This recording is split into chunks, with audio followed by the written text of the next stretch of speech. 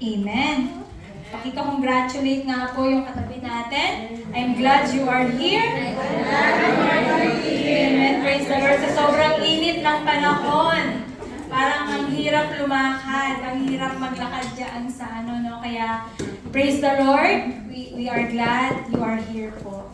Amen po. How good and pleasant it is when brethren dwell together in unity. Tama po ba? Tignan nyo nga po yung katabi nyo. Masaya ba siya? Kahit sa sobrang init ng panahon, praise the Lord at talagang naranasan natin yung presensya ng ating Panginoon. Amen? Salamat po. Sige po, tayo po, pwede po bang imbitahan uli kayo na tayo tumayo? Tayo po ay manalangin.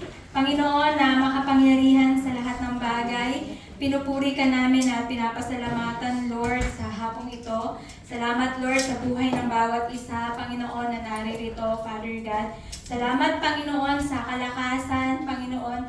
Maraming salamat, Lord, sa protection mo, Panginoon, sa pag-iingat mo, Panginoon, sa amin, sa pagpunta sa lugar na ito, Panginoon. Lord, I pray, Father God, na i-open mo yung aming eyes, open mo ang aming ears, open mo ang aming heart, Panginoon, sa pakikinig ng iyong salita. Hayaan mo, Lord, na yung Espiritu Santo ang siya magturo sa amin sa hapong ito, O God, sa lahat ng mapapakinggan namin, Panginoon, sa hapong ito, O Jesus. And I pray na gamitin mo lamang akong daluyan ng iyong salita, Panginoon, daluyan ng iyong pagpapala, Father God, sa iyong mga salita, O Diyos. Salamat po muli, Lord, sa iyo namin binabalik lahat ng papuri, ng pasasalamat at pagsamba sa pangalan ni Jesus. Amen. Amen po. Sige po, tayo po ay makakaupo na.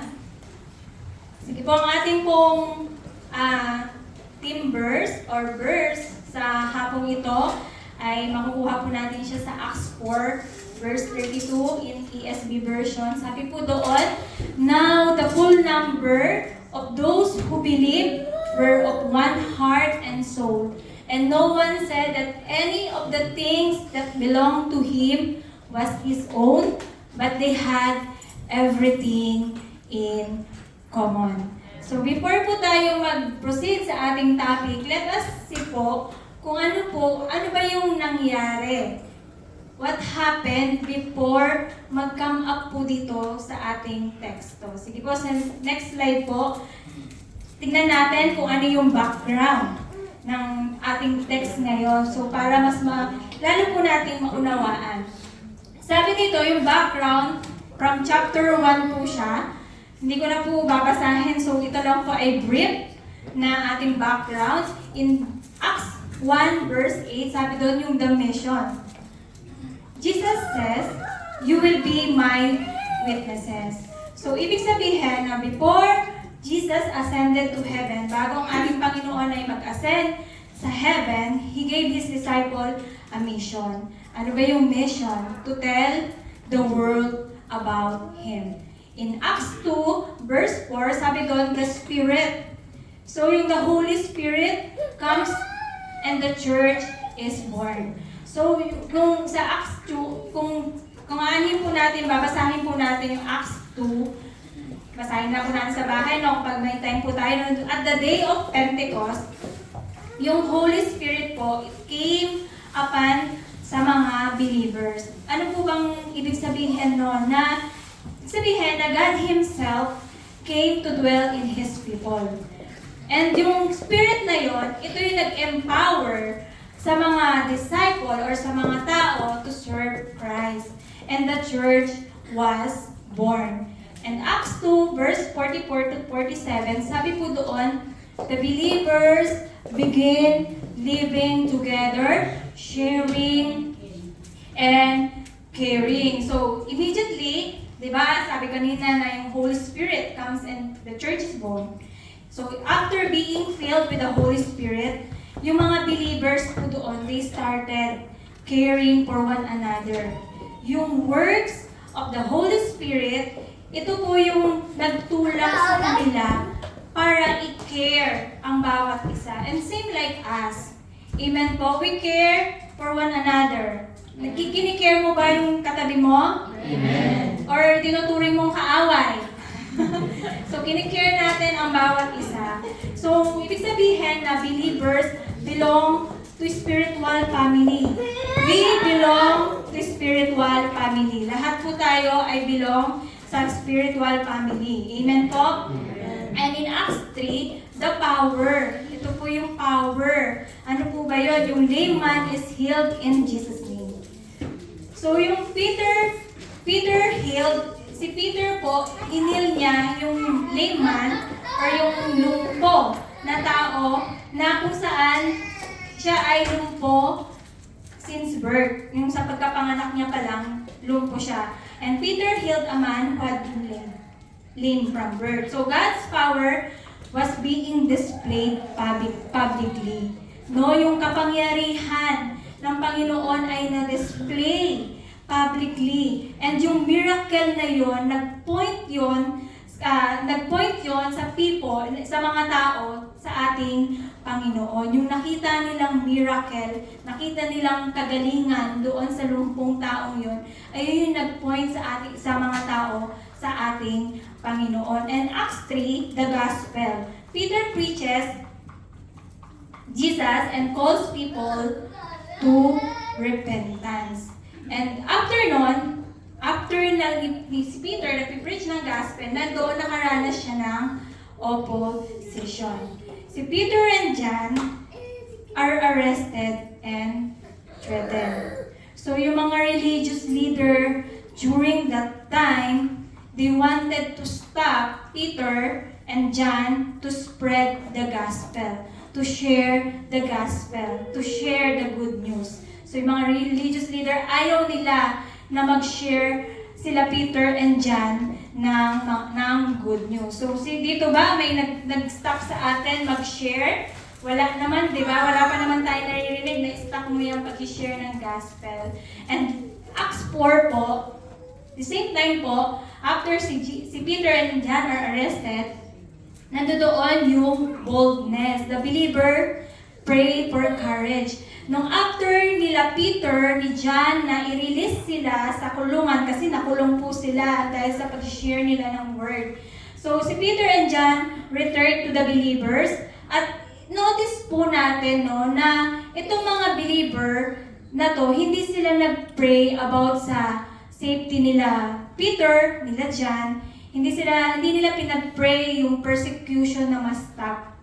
But, ano yung pinag-pray nila? Instead, they pray for, sabi doon, courage. They pray for boldness. No? Pinag-pray pa nila yung boldness, pinag-pray nila yung courage, and pinag-pray nila na ma-continue yung work through signs and wonders. And God answered them immediately in Acts 4:31. Sabi doon, they are filled with the Holy Spirit. Sabi doon, and they were filled with the Holy Spirit and spoke the word of God boldly. No, na they are filled with the Holy Spirit. And after na mag-feeling ng Holy Spirit, ito na po yung result. The result, they become one heart and one soul, generous and caring. So ito po ang ating topic, one heart, one soul, the key to a thriving church. Amen? Ano ba ang mga key para pag sinabi kasing thriving, it's growing, di ba? Nag-grow ang church. So let us see, ano ba? So as part of our introduction, sabi po doon, what makes a church truly thrive? Ano daw ba yung lago sa ating panambahan? Is it the size po ba ng congregation? No? Is it the building, yung beautiful building? May iba, no? Na ang gaganda ng mga church nila. Ang daming mga congregation. Is it the excellent program? No, pagdating sa mga program, no, ng panambahan, napakaganda. Or is it music, no, na talagang may iba, na maganda yung mga music talaga, yung grabe yung nila sa yung mga ng music nila, yung mga technology nila, yung resources nila. Ito po ba yung mga bagay na ito ang nakakapag-drive sa church? So ito po ay mga helpful lamang po. These things can be helpful. Amen po, na pwede rin, somehow pwede rin, but ito lang daw po ay nakaka-help. But ito pong Acts 4, it shows us something deeper. Papakita yung kung ano ba ang talagang nakakapag-thrive sa ating church. So yung the early church was thriving not simply because it was growing numerically. Yung sinabi ko po previously, yung background, di ba? Na they are growing talaga, they are thriving in numbers. But because the believers were growing together spiritually. Hindi lang siya number, yung early church, hindi lang siya number nag-grow, kundi they are growing together spiritually. So lahat po tayo nag-grow spiritually, tama? Amen. Tama po na we are growing together spiritually. In Acts 4, ulitin ko po, nasabi doon na now the full numbers of those who believe were one of heart and soul. Kapag binasa natin yung full number, we are talking about thousands of people. Tama? Na kapag yung full number, we are talking about thousands of people. No, kung aanihin natin, kung iisipin natin, kung ilalagay siguro natin yung katayuan natin yung time ng yung mga early church, no? Doon sa Acts, no? It was only, para sa akin po, it was only a matter of months since nung si Jesus Christ was crucified, since si Jesus Christ was buried and resurrected. And there are thousands in the church. No, imagine natin nung time na yon, no, in Acts 2, nakaano sila ng 3,000. Hindi yun hindi, kumbaga, ito ay genuine. Di ba, yung church is genuine growth. Hindi siya transfer growth na moving from one another church to another. Ibig sabihin, yung mga believers, yung new believers, no, nagsisipagdatingan, yung mga new believers. So they are coming by the thousands. So kung iisipin din natin na in other translation po na yung full numbers ay all believers. Ibig sabihin, they were different people, kung aanin natin, but they had one Savior. Iba-iba man yung possession nila, pero sila ay may one purpose. Iba-iba man yung background ng early church. Iba-iba, same like us, iba-iba yung background natin, but we belong to one family. Tama? Iba-iba po yung mga pinanggalingan natin, iba-iba yung mga culture natin. Yung mga iba pa nga, iba-iba yung mga pananalita natin, but we belong to one family. Hindi lang siya, it was not that they had everything in the same amount. Their key or their secret was they had Christ in common. So we have Christ in common. Amen? At dito rin na we have Christ in common. Na kapag ang ating Panginoon po ay naging center ng ating church, yung hearts became united, yung hands natin became generous, and yung ating lives, yung ating buhay po ay magiging powerful witness to others. So let us discover po yung key to a thriving church. Sabi po doon in number 1, a thriving church has one heart. Ibig sabihin, united in love. In Acts 4:32b, they were of one heart and soul. These words describe the form of the unity of those in the early church. They were united in heart, they were united in soul. Though there were thousands of souls, they acted as one. Though there were thousands of hearts, they acted as one heart. In other words, they weren't a divided people. Rather, they were one. Nandoon yung unity. They were united. And alam nyo kung ano yung unified po sa kanila, kundi yung gospel. Amen, yung gospel, yung narinig nilang mga salita. So, katulad ko nga po na sinabi ko kanina, na meron silang iba-ibang mga personalities, merong mga iba-ibang mga gifts, or mga histories and resources. Pero, sabi dun ni Luke, by the way po, si Luke po ang nag-translate ng Acts po, no? Sabi dun ni Luke na they were one heart and soul. Isa, di ba? Isa lang sila. One heart and soul. Kumbaga, unity, unified sila. Sabi doon, unity is not uniformity. Ano bang ibig sabihin no? Na God doesn't require every believer to be the same. Di naman nire-require yun. Kasi iba-iba nga tayo ng mga backgrounds. Iba-iba man tayo ng attitude. So, He didn't require every believer to be the same. Ibig sabihin na yung unity means we can be different and still love one another. Sa pagkakaiba natin, but still we love one another. No? Hindi naman tayo pare-parehas ng ugali. Diba? Pero mahal natin yung ating mga kasama, ang bawat isa sa atin. So, minsan nga, di ba, na we disagree. Nagdi-disagree tayo, di ba? Minsan may mga pagkakataon na we disagree. Pero itong disagreement na to, hindi kumbaga, without becoming enemies. Hindi mo tinuturing na kaaway yung kapatira mo na kahit na nagkikiskisan kayo sa ministry, na kahit na nagsasabutan kayo, but you still love one another, na hindi mo tinitignan ito as enemy. Tama? Hindi natin tinitignan yun ha. Nagkakaroon man tayo ng mga kiskisa, nagkakaroon man tayo ng disagreement, but wag nating tignan ang ating mga kapatiran na nagkaroon ng ganun na kaaway. No? Turing natin na tayo ay family. So, we can have different gifts. Katulad nga ng shinare last week, no, na we have different gifts, pero may one purpose. We have different gifts na without competing. Na hindi tayo nagko-compete na, magaling ako. Mas magaling ako sa iyong tumugtog, mas maganda boses ko sa iyo. Wala yun dito. Tama?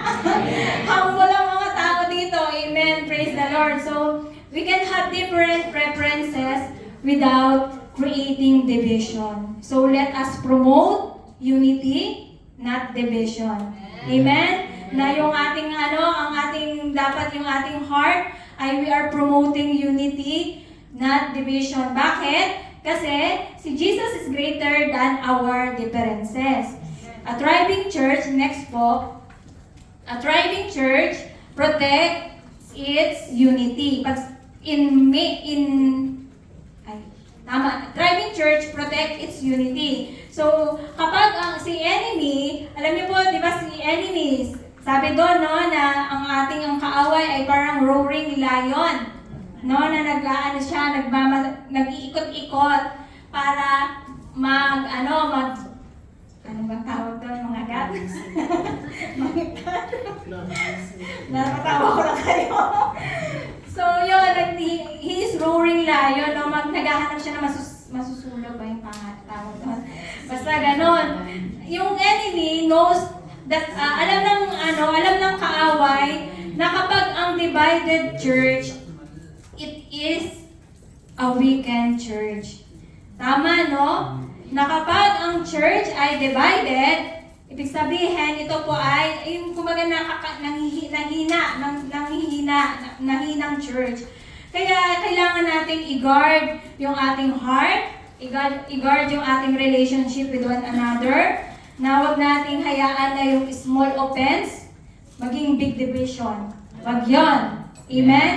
Na yung small offense na yun, na natin. Kumbaga, alisin na natin. Huwag nating hayaan na maging maging big division. At wag nating hayaan na yung ating pride, lahat po tayo may pride. Wag po nating hayaan na yung pride mag-destroy ng ating relationship, ng ating fellowship. At wag nating hayaan na yung ating mga personal preferences ay maging spiritual battle. Dahil sabi po doon ni Paul in Ephesians 4 verse 3, make every effort to keep the unity of the Spirit through the band of peace. Dahil a thriving church, it is a united church. So next po, pangalawa, sabi po doon, a thriving church has one purpose. Ano ba yung purpose nito? United around the gospel. In Acts 4:33, with great power, the apostles were giving their testimony to the resurrection of the Lord Jesus. So, sabi doon, with great power. So, ano ba yung power dito? The power, ito po ay, it is the boldness of the apostle. And through the working of the Holy Spirit in their lives, they kept preaching. Na kahit nahadlangan sila, but still, sinishare nila yung salita ng ating Panginoon. Because doon, yun yung nag-udyok, di ba? Yung sabi doon, yung Holy Spirit, yun yung nag-empower sa kanila to keep on preaching boldly. So sabi po doon in Acts 31, and when they had prayed, the place in which they were gathered together was shaken.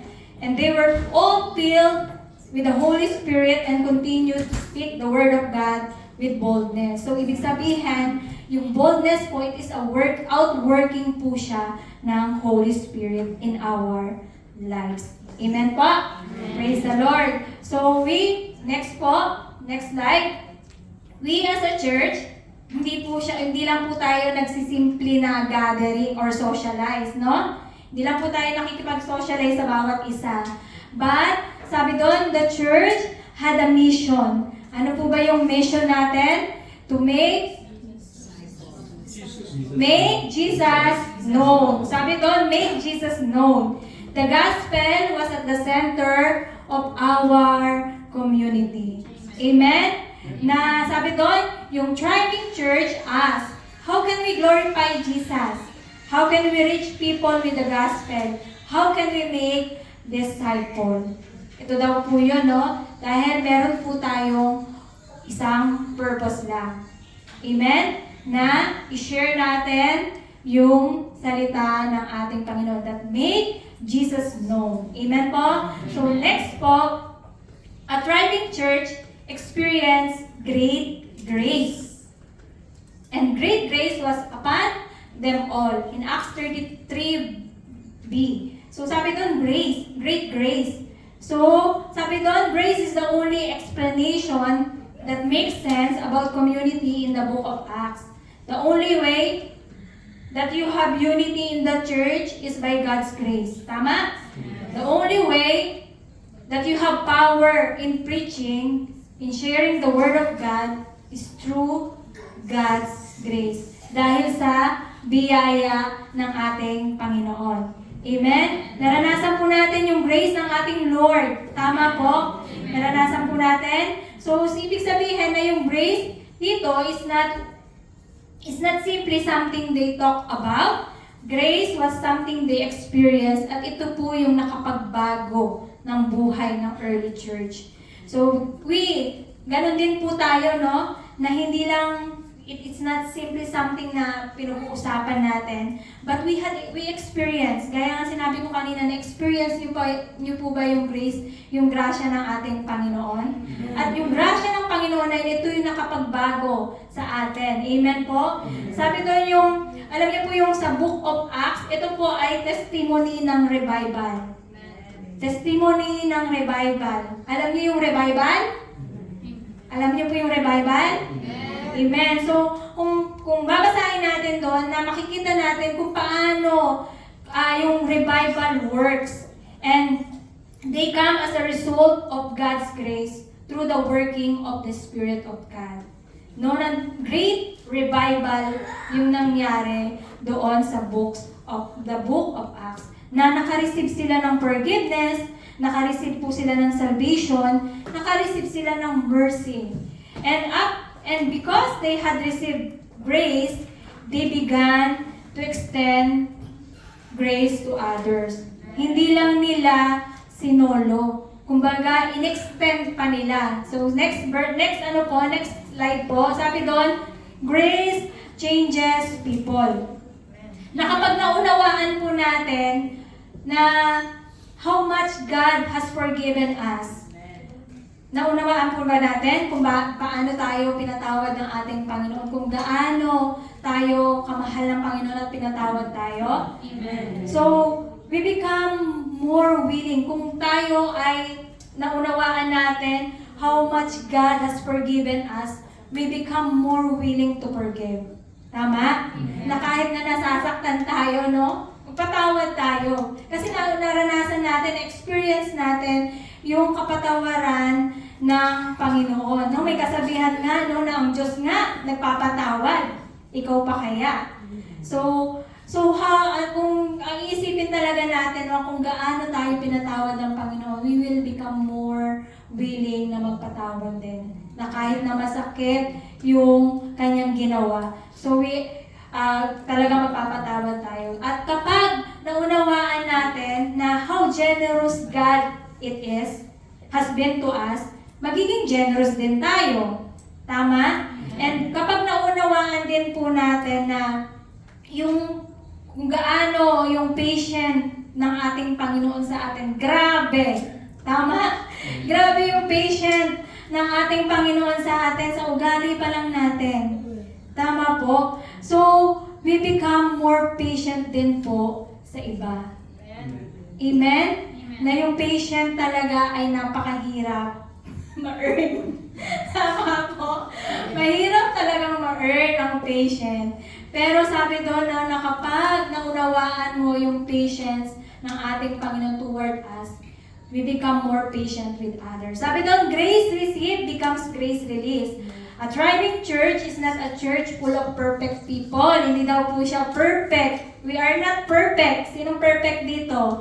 Lahat po tayo nagkakasala, nagkakamali. It is a church full of people who understand, I am here because of God's grace. Sabihin mo nga sa sarili mo, I am here because of God's grace. We are not here because of our own will.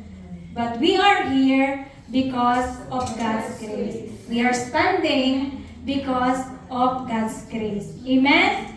Dahil sa grasya ng ating Panginoon. So number 4, sabi doon, a thriving church has open hands. No one said that any of the things that belonged to him was his own. They understood that what God had placed in their hands could be used to bless somebody else. So, ibig sabihin na yung unity affected the way they viewed their possession. Na hindi sila namuhay, nung time na yun, hindi sila namuhay ng closed fist. No? Yung talagang nakasarado, kundi open hand. Talagang hindi madamot, kundi naka-open hand na handang tumulong. Yung early church. And I believe, sa atin din, we are not closed fist. Tama? Kasi kapag closed fist, no, paano mo marireceive yung blessing na naka-close lang. So, dapat open hands.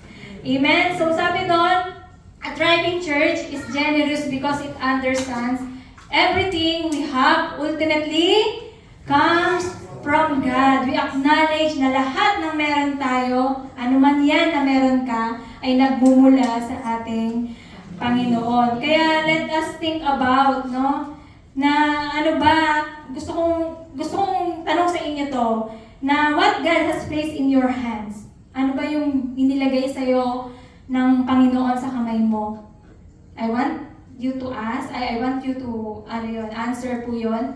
Kayo lang po, so praying na whatever God has placed in your hands, let us use it to bless someone else. Huwag tayo maging closed fist, kundi dapat tayo ay maging open hands. So next po, a thriving church cares for people. Do you care for your neighbor? Amen. Tingnan mo nga uli yan sa katabi mo, kinikare mo ba siya?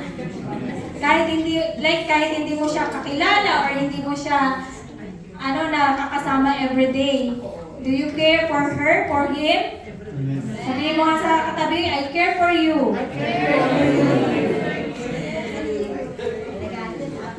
Ano sabi?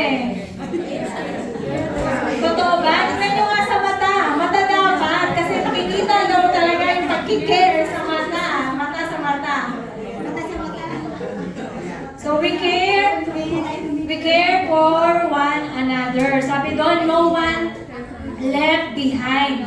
Walang naiiwan. In Acts 4:34, there was not a needy person among them. Hindi, sabi doon, this does not mean everyone had exactly the same possession. It means na yung people did not ignore, hindi nila in-ignore yung needs, yung kanilang pangangailangan ng bawat isa.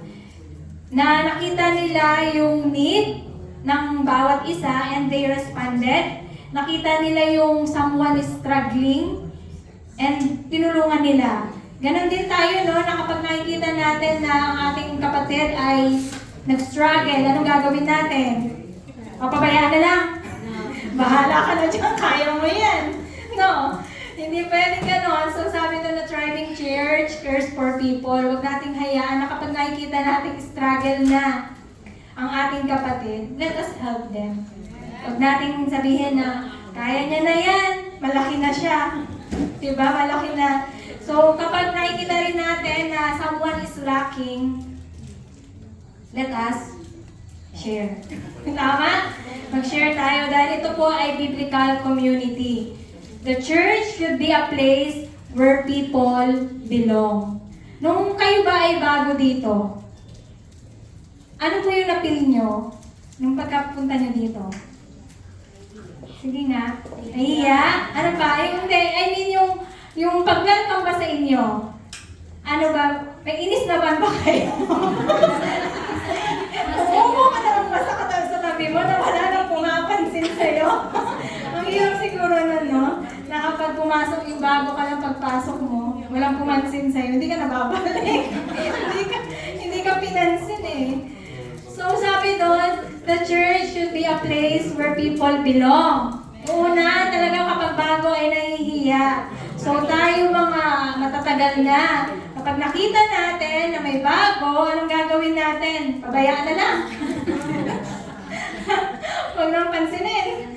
So dapat doon, sabi doon na dapat sila po ay, yung nila na they are belong. Tama? Na people should be able to come into the church and say, I am known, I am loved, I am prayed for, I am not alone. So ito dapat yung maranasan ng bawat isa. No, when we come po sa church, at especially po sa mga bago din. Napil niyo po ba yun? Ano po napil niyo? Napil niyo ba na hindi kayo napansin? Praise the Lord. Pero I pray na gano'n, no? Sabi doon na a thriving church isn't merely a place where people attend. It is a family where we belong.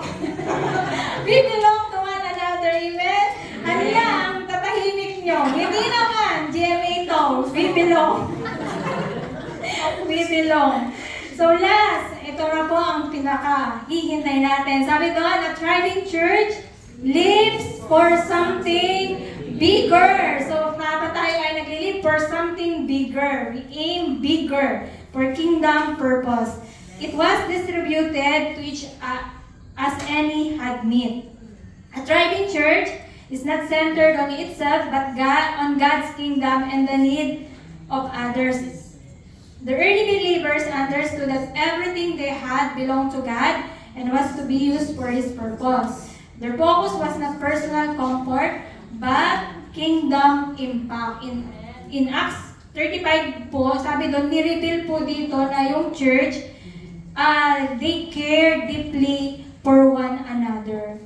No, na even sabi doon, no, it was distributed, no, kahit na yung ano nila, resources nila, dinistribute nila, ni-share nila generously, and no one was left neglected. No, walang naiwan, lahat ay naka-receive. The spirit of selflessness demonstrated the love of Christ in a practical way. Sabi doon, na kapag ang church po ay nag-live or namuhay with kingdom purpose, ano mangyayari?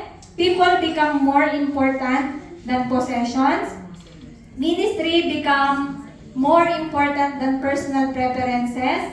Giving becomes an act of worship, and the need of the community are met with compassion and grace. Na kapag ang mga believers po is unite around God's mission, yung church po ay magiging powerful witness of love and His provision.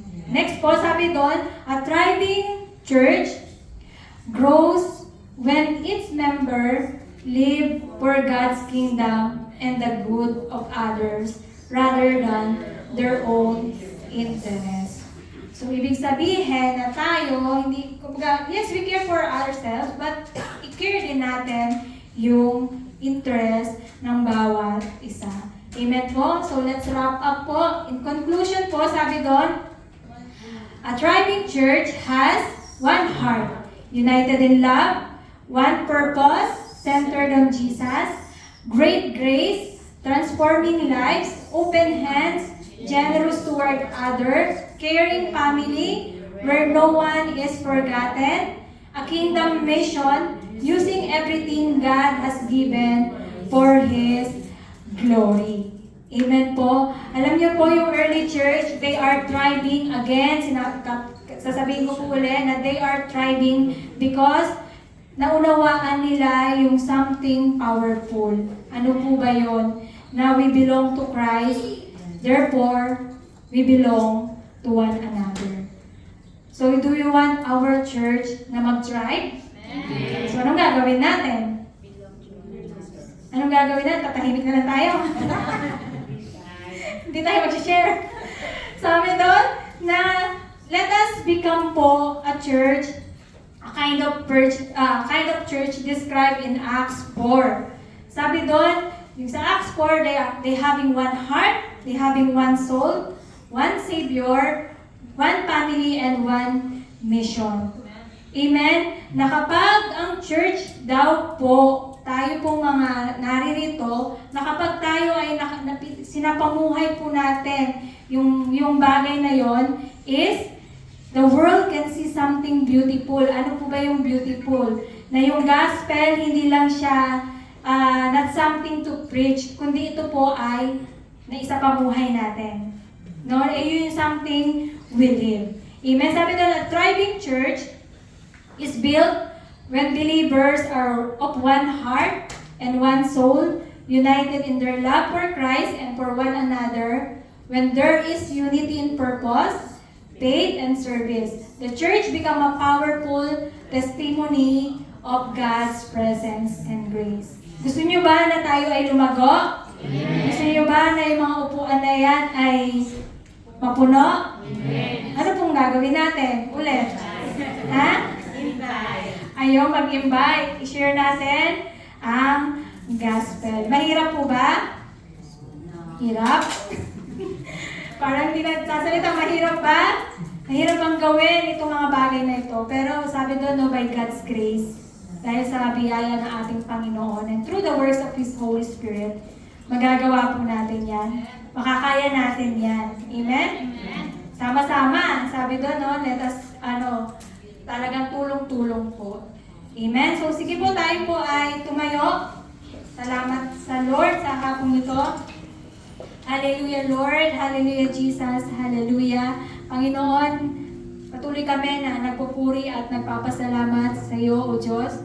Sa hapong ito, O God. Salamat, Lord, sa iyong mga salita, Panginoon, na tinuruan mo kami, Panginoon, kung ano po yung dapat namin gawin, Father God, yung mga ways, Panginoon, mga practical ways, Panginoon, para kami ay mag mag-thrive, Panginoon, yung aming panambahan. Or ang bawat isa sa amin ay lumago, Panginoon, in numbers and spirit, Panginoon, spiritually, Father God, in the mighty name of Jesus. I pray na ito pong church, Panginoon, ang community na ito ay patuloy, Panginoon, na magta-thrive for your kingdom, Panginoon, in Jesus' name, na kami ay mag-grow, Father God. Hallelujah. Lord, I pray, Panginoon, na give us boldness, Panginoon, to share your word, Panginoon. Give us love, Panginoon, na mas lalo pa namin, Father God, na sa pamamagitan ng pag-ibig, Lord, eh mag-care, Panginoon, kami sa bawat isa, Father God. And I pray, Panginoon, na ang community ito, Panginoon, hindi lamang lalago in numbers, Panginoon, kundi spiritually, Lord, we are growing together spiritually, Father God, in the mighty name of Jesus. At no one left behind, Panginoon, in Jesus' name, in Jesus' name. Kaya salamat po, Panginoon. Salamat sa lahat ng bagay na ginawa mo sa aming buhay, Panginoon. Pagpalain mo ang bawat isa sa amin na nakapakinig ng iyong salita. Dalangin ko, Lord, na ito po ay tumimo, Panginoon, sa aming puso, Father God, at hindi namin makakalimutan, Father God. Salamat po muli sa iyo namin binabalik lahat ng papuri at pasasalamat sa pangalan ni Jesus. Amen.